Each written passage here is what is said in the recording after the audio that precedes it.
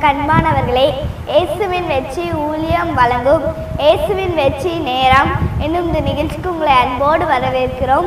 இப்பொழுதும் நம்முடைய அன்பு சகோதரர் அவர்கள் தேவனுடைய வார்த்தையை உங்களிடம் பகிர்ந்து கொள்ள வருகிறார்கள். ஜெபத்தோடு காத்திருங்கள்.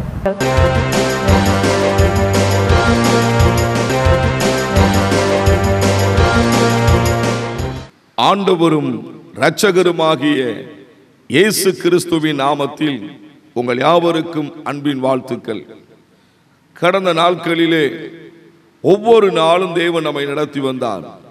அந்த தேவனாகிய கர்த்தருடைய நாமத்தை துதித்து நீங்கள் மகிமைப்படுத்துங்கள். இந்த நாட்களிலேயும் தேவனாகிய கர்த்தர் ஒரு மிகப்பெரியதான மகிழ்ச்சியினாலும் சந்தோஷத்தினாலும் தேவன் நம்மை நிறைக்கப் போகிறார். இதை குறித்து வேதத்தில் வாசிக்க கேட்கும் பொழுது பிலிப்பியரின் புத்தகம் 4ஆம் அதிகாரம் 4ஆம் வசனம் சற்றே நீங்கள் கேளுங்கள். கர்த்தருக்குள் எப்பொழுதும் சந்தோஷமாய் இருங்கள், சந்தோஷமாய் இருங்கள் என்று மறுபடியும் சொல்கிறேன். அப்போஸ்தலனாகிய பவுல் அடிகளார் பிலிப்பு திருச்சபை மக்களுக்கு எழுதப்படுகிற ஒரு செய்தி, அவர்களுடைய வாழ்வில் உலாவிக் கொண்டிருந்ததான துக்கத்திற்கு முடிவு கட்டுவதற்காக ஒரு சந்தோஷத்தின் வாழ்வு அவர்களுக்கு வரும் என்கிறதான ஒரு நிச்சயத்தை ஏற்படுத்துகிறார். எப்பொழுதும் கர்த்தருக்குள் நீங்கள் சந்தோஷமாக இருங்கள். இந்த செய்தியை கேட்டுக்கொண்டிருக்கிற என் அன்புக்குரிய தேவனுடைய பிள்ளைகளே, பெரியவர்களே, நாம் ஆவிக்குரிய அனுபவத்தில் முதிர்ச்சி அடைந்திருந்தாலும் சில நேரங்களிலே நம்முடைய எல்லைகளிலே மிகப்பெரியதான துக்கத்தின் அலை வீசுகிறது. துக்கத்தின் அலை வீசுகிறது. அநேக வருட காலமாக நீங்கள் ஆவிக்குரிய வாழ்க்கையில வளர்ந்து பெருகினீர்கள். இன்றைக்கு ஏதோ ஒரு துக்கத்தின் அலை உங்கள் சந்தோஷத்தை அமைதிப்படுத்தி வைத்திருக்கிறது. உங்கள் மகிழ்ச்சியை உங்கள் எல்லைகளை விட்டு அப்புறப்படுத்தி விட்டது. உங்களுக்கு கொடுக்கப்பட்ட தேவனுடைய சுதந்திரத்தை பல வடிவங்களிலே துக்கமானது போராடி உங்கள் சமாதானத்தை பறித்து கொண்டிருக்கிறது.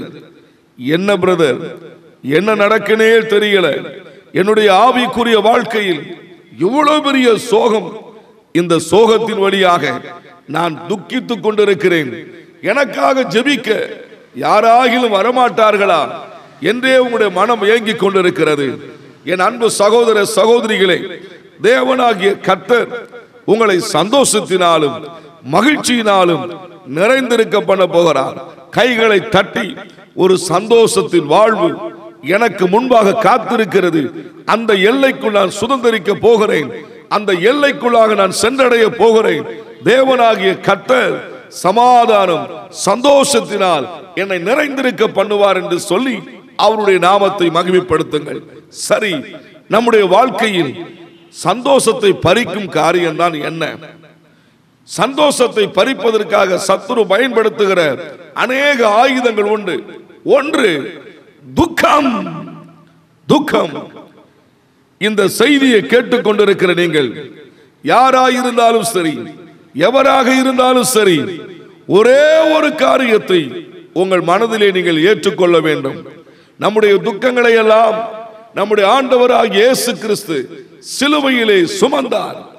சிலுவையிலே சுமந்தார், சிலுவையிலே வெற்றி பெற்றார். இன்று நமக்கு இருக்கும் துக்கங்களை நீக்கி ஒரு மகிழ்ச்சியின் வாழ்வை நமக்கு உதிக்க பண்ணுவார். சரி, இந்த துக்கத்தின் வழியாக கடந்து சென்ற வாக்குத்தத்தத்தின் சந்ததியாம் ஆதி பிதா யாக்கோபு கதரும் காட்சிகளை வேதம் சுட்டி காட்டுகின்றன. ஆதியாகமம் 37:34 சற்றே நீங்கள் கவனியுங்கள். தன் வஸ்திரங்களை கிழித்து தன் அறையிலே ரட்டை கட்டிக்கொண்டு அநேக நாள் தன் குமாரனுக்காக துக்கித்துக் கொண்டிருந்தான். ஒரு நாள் யாக்கோபுக்கு அதிர்ச்சியான செய்தியை அவருடைய பிள்ளையாண்டார்கள் சொல்லுகிறார்கள். இந்த செய்தியை கேட்டவுடனே யாக்கோபு துடிதுடித்து போனார். வேதம் சொல்லுகிறது, யாக்கோபு யோசேப்புக்கு நேரிட்ட காரியங்களை எண்ணி துக்கித்துக் கொண்டிருந்தார் என்று தேவனுடைய வார்த்தை சொல்லுகிறது. என கண்பான தேவனுடைய பிள்ளைகளை, என்னதான் நிகழ்ந்தது? ஒரு வாக்குத்தத்தத்தின் சந்ததி தேவனால் முன்குறிக்கப்பட்ட ஒரு சந்ததி இப்பொழுது துக்கத்தின் நிமித்தமாக அழுது கொண்டிருக்கிறார்கள். ஆதியாகமம் 37-33 வாசிக்க கேட்கும் பொழுது அவர் புலம்பிக் கொண்டிருந்தார். யாக்கோபு புலம்பிக் கொண்டிருந்தார். 34 துக்கித்துக் கொண்டிருந்தார். 35 வசனத்தில் வாசிக்க கேட்கும் பொழுது அழுது கொண்டே இருந்தார். அழுது கொண்டே இருந்தார். எத்தனை பெரியதான துக்கம், எத்தனை பெரியதான துக்கம் என கண்பான தேவனுடைய பிள்ளைகளே, அன்று ஒரு நாளிலே நடக்கக்கூடாதது நடந்ததை போல யோசேப்பை குறித்ததான ஒரு தவறான செய்தியை யாக்கோபுக்கு பரப்பினார்கள். அந்த செய்தி நிமித்தமாக யாக்கோபு துக்கித்துக் கொண்டிருந்தார் என்று தேவனுடைய வார்த்தை சொல்லுகிறது. பல நேரங்களில் நாம் நினைத்து பார்த்திராத சில சம்பவங்கள் நம்முடைய வாழ்க்கையிலே துக்க அலையாக வீசுகிறது. அது நிமித்தமாக புலம்புகிறோம், அழுகிறோம், கண்ணீர் வடிக்கிறோம். தேவனே ஏன் என்று தேவனிடத்தில் அநேக முறை நாம் வினாவக்கூடியவர்களாக இருக்கிறோம். இன்றும் கூட யாக்கோபு இந்த செய்தி வரும் என்று நினைத்து பார்க்கவில்லை. சில நேரங்களிலே யாக்கோபுக்கு இந்த செய்தியை தேவனே கொடுக்க வேண்டும் என்று நினைத்திருந்தார். கொடுக்க வேண்டும் என்று தேவன் நினைத்திருந்தார். இந்த செய்தியை கேட்கிற நீங்கள் யோசிக்கலாம், தேவன் இப்படி துக்கத்தின் செய்தியை கொடுப்பாரா? யாக்கோபுடைய வாழ்க்கையிலே அன்று எதிர்பார்த்திராத இந்த துக்கமான செய்தியை அவர்களுடைய பிள்ளையாண்டார்கள் வந்து கொண்டு கொடுக்கிறார்கள்.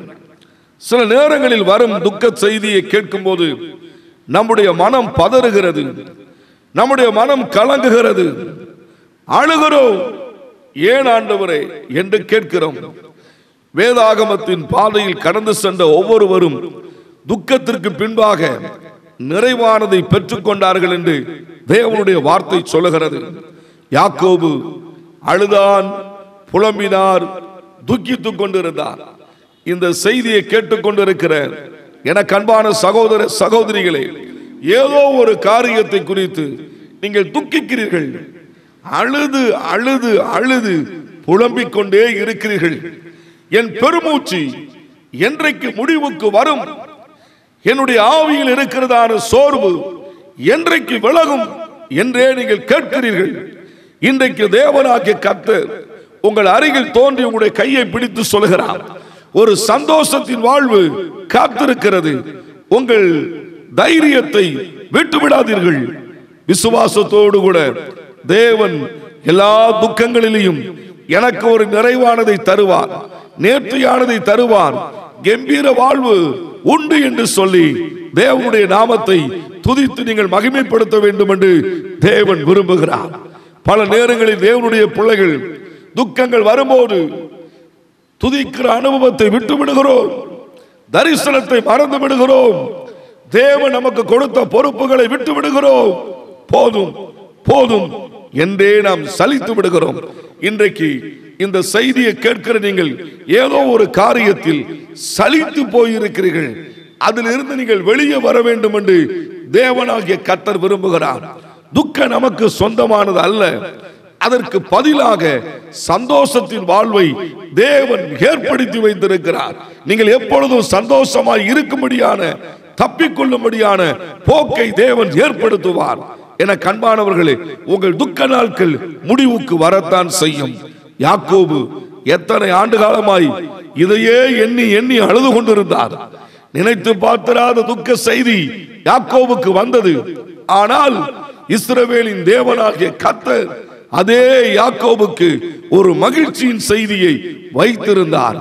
இந்த நாளிலும் கூட தேவனுடைய சமூகத்தில் விசுவாசத்தோடும் நம்பிக்கையோடும் உறுதியோடும் கர்த்தரின் மேல் வைக்கிற பாசமும் நேசமும் பெருகட்டும் பெருகட்டும். பிரியமானவர்களே, ஆதியாகம புத்தகம் 45 அதிகாரம் 27 வசனத்தில் என்ன சொல்கிறது? சற்றே நீங்கள் கவனியுங்கள். அவர்கள் யோசேப்பு தங்களுடனே சொன்ன வார்த்தைகளை யாவையும் அவனுக்கு சொன்னபோது தன்னை ஏற்றிக்கொண்டு போகும்படி யோசேப்பு அனுப்பின வண்டிகளை அவன் கண்டபோது அவர்களுடைய தகப்பனாகிய யாக்கோபின் ஆவி உயிர்த்தது. ஒரு நாள் மரண செய்தி அறிவித்த போது அழுது புலம்பிக் கொண்டிருந்த யாக்கோபுக்கு இப்பொழுது அதே சகோதரர்கள் வந்து சொல்லுகிறார்கள், என் தகப்பனே, யோசேப்பு மரிக்கவில்லை, எகிப்து தேசத்தில் உயர்த்தப்பட்ட நிலைமையில் இருக்கிறதாக செய்தியை யாக்கோபுக்கு அருளப்பட்டதாக பார்க்கிறோம். என கண்பானவர்களே, இந்த இரண்டு காட்சிகளை நினைத்து பாருங்கள். ஒரு நாளிலே துக்கத்தை விதைத்த சகோதரர்கள் இப்பொழுது யோசேப்பை குறித்து யாக்கோபுக்கு நல்ல ஒரு செய்தியை சொல்லுகிறார்கள், சந்தோஷத்தின் செய்தியை சொல்லுகிறார்கள். யோசேப்பு எகிப்திலே ஆடு மேய்த்துக் கொண்டிருக்கிறான் என்று சொல்லவில்லை, அரசனாக இருக்கிறான், அரசனாக இருக்கிறான்.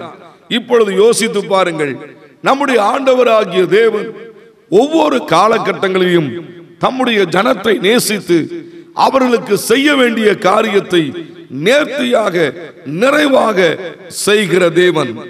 துக்கித்துக் கொண்டிருந்த யாக்கோவுக்கு நற்செய்தி புறப்பட்டு வருகிறது.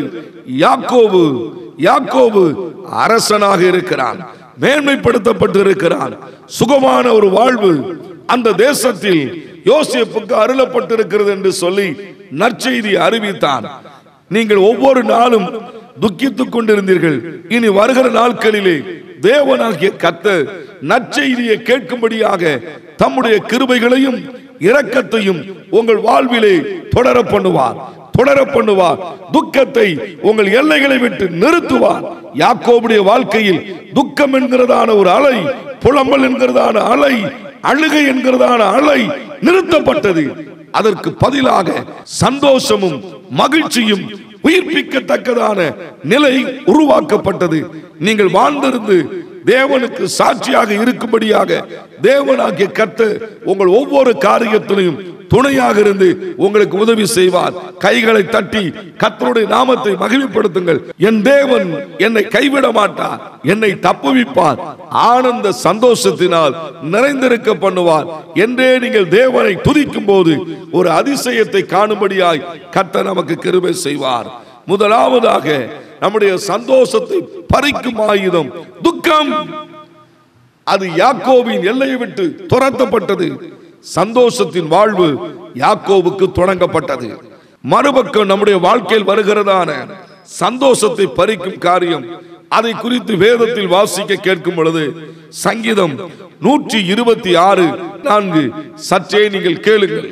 கர்த்தாவே, தெற்கத்திய வெள்ளங்களை திருப்புகிறதை போல் எங்கள் சிறையிருப்பை திருப்பும். இங்கே பக்தன் சொல்லுகிறான், கர்த்தாவே, தேவனே, தெற்கத்திய வல்லங்களை திருப்புகிறதை போல எங்கள் சிறையிருப்பை திருப்பும். சமாதானத்தை பறித்துக் கொண்டிருக்கிறது, சிறையிருப்பை திருப்பும் என்று அவன் கெஞ்சி கேட்கிற காரியங்களை பார்க்கிறோம்.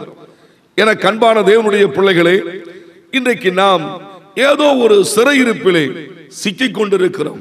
அநேகர் சொல்வார்கள், வியாதியின் சிறையிருப்பு எங்களை வளைந்திருக்கிறது.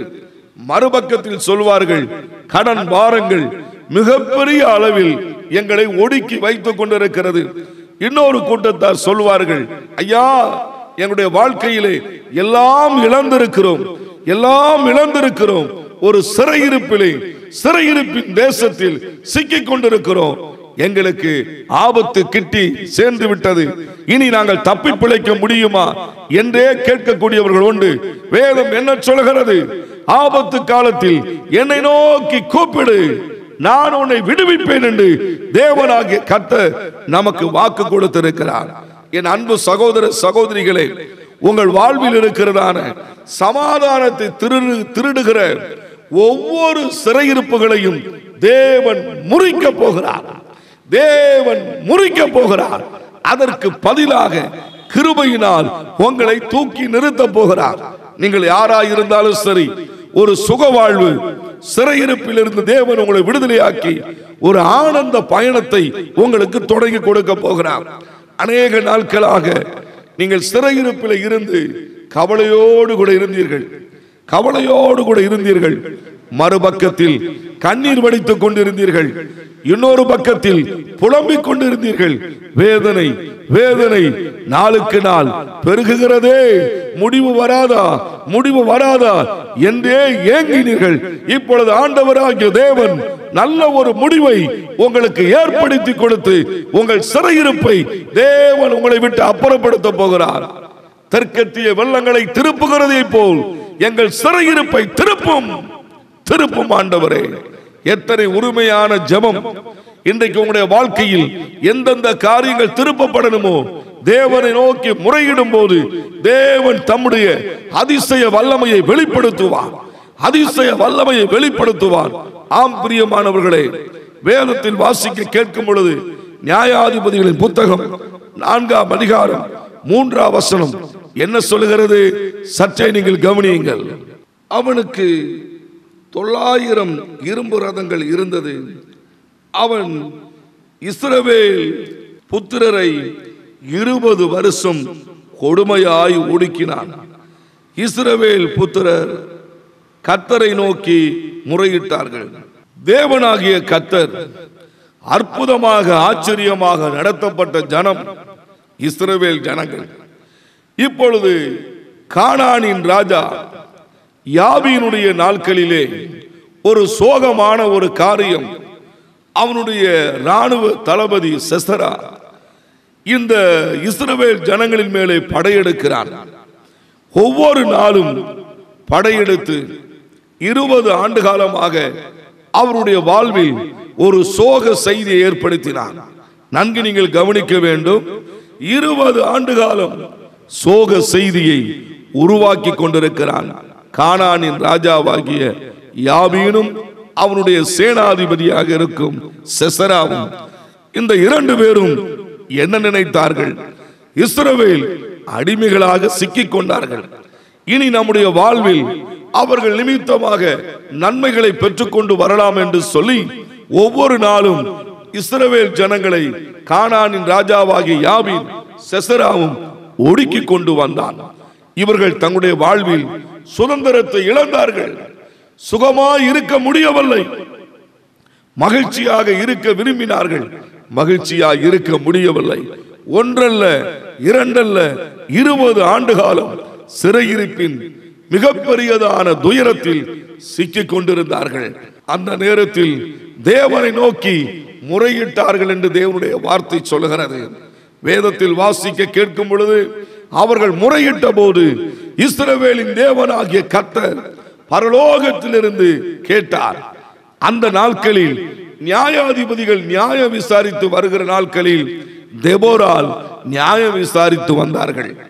அம்மாளுக்கு அறிவிக்கப்பட்ட செய்தியானது, தெபோராலே இனி இவருடைய வாழ்வில் ஒரு சுக வாழ்வு, சிறையிருப்பு முடிவுக்கு வரப்போகிறது என்று சொல்லி நியாயாதிபதிகளின் புத்தகம் 4ஆம் அதிகாரம் 7ஆம் வசனம் அவனமாக சொல்கிறது. கவனியுங்கள். நான் யாபீனின் சேனாதிபதியாகிய செசராவையும் அவன் ரதங்களையும் அவன் சேனையையும் கீசோன் பள்ளத்தாக்கிலே உன்னிடத்திற்கு வர இழுத்து அவனை உன் கையில் ஒப்புக் கொடுப்பேன் என்றும் இஸ்ரவேலின் தேவனாகிய கர்த்தர் உனக்கு கட்டளையிடவில்லையா என்றார். இந்த அதிகாரத்தில் வாசிக்க கேட்கும் பொழுது 3ஆம் வசனம் துயரத்தோடு கூட முறையிட்டார்கள். சிங்காசனத்தில் வீற்றிருக்கிற தேவன் இப்பொழுது அவர்களுக்காக பரலோகத்திலிருந்து தம்முடைய அதிகாரத்தின் வல்லமையை இந்த பூமியிலே வெளிப்படுத்த ஆரம்பித்தார். என கண்பானவர்களே, உங்களை ஒடுக்குகிற அத்தனை காரியத்திலிருந்து தேவன் உங்களை மீட்டெடுப்பார். ஏதோ ஒரு காரியத்தில் சிக்கிக் கொண்டதை போல் இருக்கலாம். சிறுமைகளையும் துயரத்தையும் நீங்கள் அனுபவித்துக் கொண்டிருக்கலாம். இன்றைக்கு ஆண்டவராகிய தேவன் உங்க கையை பிடித்து சொல்லுகிறார், நீங்கள் சிறையிருப்பிலிருந்து மீட்கப்பட போகிறீர்கள். இந்த செய்தியை தெபோராளுக்கு சிங்காசனத்தில் வீற்றிருக்கிற தேவன் அறிவித்தார். இந்த செய்தியை கேட்டுக் கொண்டிருக்கிற ஒவ்வொரு தேவனுடைய பிள்ளைகளுக்கும் பரலோகத்தில் இருக்கிற நம்முடைய தேவனாகிய கர்த்தர் சகலவற்றிலையும் ஒரு ஜெய வாழ்வை உங்களுக்கு ஏற்படுத்தி வைத்திருக்கிறார். அவர்கள் 20 ஆண்டுகளுக்கு பின்பாக ஒரு ஜெய வாழ்வு அவர்களுக்கு பிறக்க தொடங்கியது. என கண்பானவர்களே, தேவனாகிய கர்த்தர் இஸ்ரவேல் ஜனங்களின் கூப்பிடுதலை கேட்டார். நீங்கள் அநேக நாட்களாக ஏதோ ஒரு காரியத்திற்காக ஜெபித்துக் கொண்டே இருக்கிறீர்கள். பதில் வருமா பிரதர்? பதில் கிடைக்குமா பிரதர்?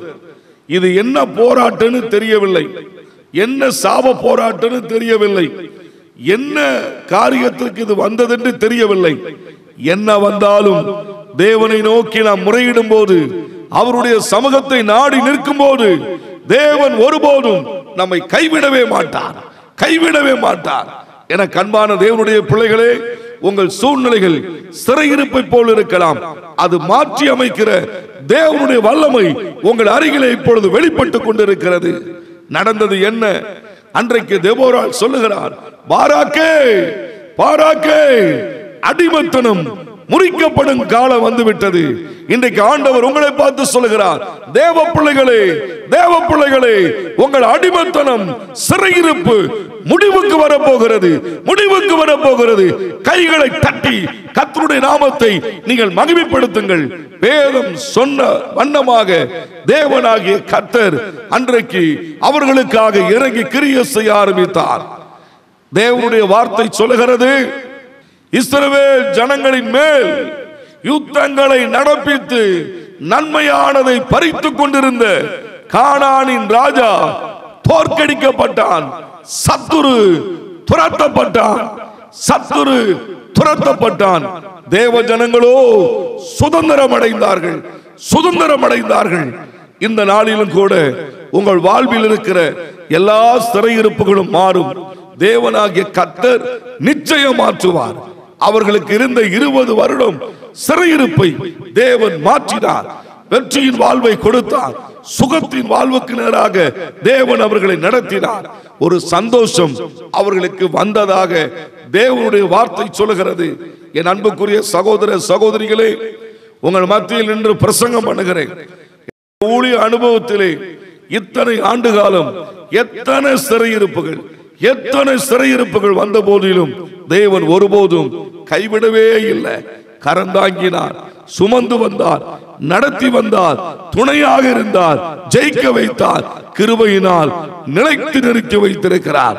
நாம் நிலை நிற்பது அவருடைய கிருபை, அவருடைய கிருபை. இன்றும் கூட உங்களுடைய வாழ்வில் ஒரு மகிழ்ச்சியான செய்தியை தேவன் ஏற்படுத்துவார்.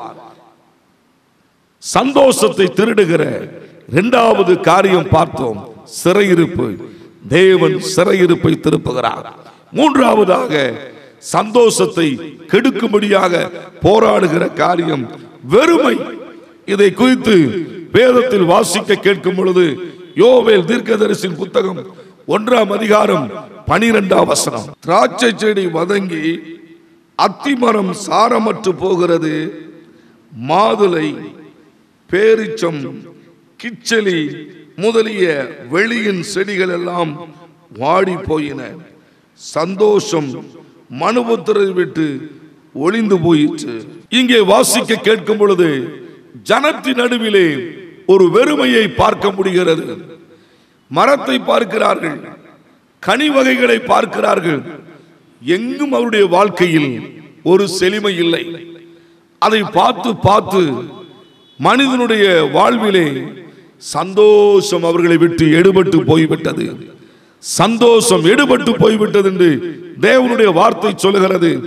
என அன்பான தேவனுடைய பிள்ளைகளே, அநேக காரியங்களை பார்த்து பார்த்து ஆண்டவரே, இது ஏன்பா வெறுமையா இருக்கு, இதுல ஏன்பா எனக்கு பலன் இல்லை, இதுல ஏன்பா எனக்கு துக்கம் இருக்கு, இதுல ஏன்பா எனக்கு கஷ்டம் இருக்கு, இந்த காரியத்தை என்னால தாங்க முடியலையே என்று ஏதோ ஒரு காரியத்தை நிமித்தமாக நீங்கள் அழுது கொண்டிருக்கலாம். என அன்பானவர்களே, அன்றைக்கு தேசம் முழுதும் மிகப்பெரியதான சோகம், தேசம் முழுதும் கண்ணீரால் நிறைந்திருக்கிறது. வெறுமை, வெறுமை மனிதனுடைய சமாதானத்தை பறித்து விட்டது. நீங்கள் ஜெபிக்கிற தேவனுடைய பிள்ளைகள் தான், ஆனால் ஏதோ ஒரு வெறுமை உங்கள் சமாதானத்தை கெடுத்து விட்டது. ஏதோ ஒரு வெறுமையின் காரியம் உங்கள் சமாதானத்தை பறிக்கிறது, சந்தோஷத்தை உங்களை விட்டு எடுத்து விட்டது. இன்றைக்கு தேவனாகிய கர்த்தர் சொல்லுகிறார், உன்னை கட்டி எழுப்புகிற காலம், உன்னை கட்டி எழுப்புகிற காலம், உன்னை கட்டி எழுப்புகிற காலம். நீங்கள் சொல்லுகிறீர்கள், ஆண்டவரே எனக்கு அனுகூலமாக யாரும் இல்லை, அனுகூலமாக யாரும் இல்லை, நான் ஒரு அனாதையை போல இருக்கிறேன், அனாதையை போல இருக்கிறேன். வெறுமையாக இருந்ததினாலே எல்லாரும் என்னை ஒதுக்கி விட்டார்கள் ஐயா, எல்லாரும் என்னை மறந்து விட்டார்கள் ஐயா, நான் ஒரு துக்கிட்ட நிலைமையிலே வெறுமையோடு கூட இருக்கிறேன் என்று சொல்லி அழுது கொண்டிருக்கிற தேவனுடைய பிள்ளைகளே, இன்றைக்கு கர்த்தர் உங்களை கட்டி எழுப்புகிற காலம் வந்துவிட்டது. கர்த்தர் உங்களுடைய வெறுமையை மாற்றி அமைக்கிற காலம் வந்துவிட்டது.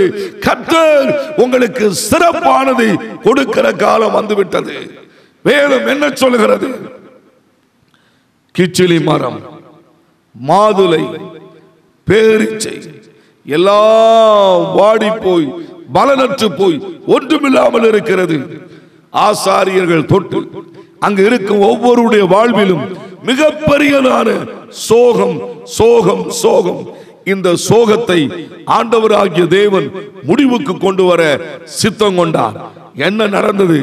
அன்றைக்கு சீயோனிலே எக்காலங்களை ஊதினார்கள், உபவாச பண்டிகையை நியமித்தார்கள்.